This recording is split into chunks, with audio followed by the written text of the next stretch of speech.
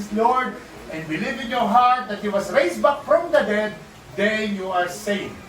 So ngayon, mananampalataya po tayo. Pigit lang yung mata, susunod lang sa sabihin ko. Sabihin nyo lang po, Panginoon, maraming salamat po sa araw na ito, sa birthday ni Brother Edgar, na nakarating ako sa kanyang bahay sa oras na ito. Salamat po sa inyong mga salita na aming narinig. At hinihiling ko po na hindi ko makalimutan, may apply ko sa buhay ko na wala kaming magagawa kung hindi ka namin kasama, Panginoong Hesus, sa buhay namin ito.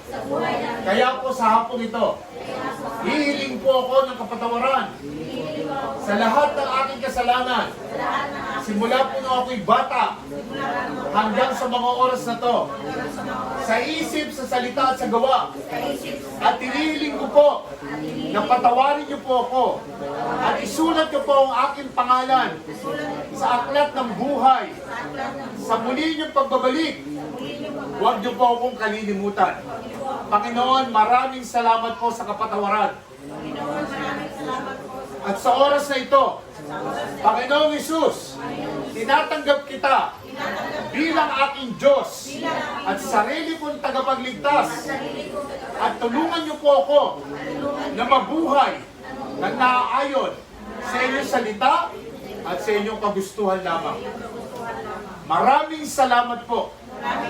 Ito po ang aking dalangin sa tanging pangalan ng anak ni Jesus. Amen. Amen. Amen.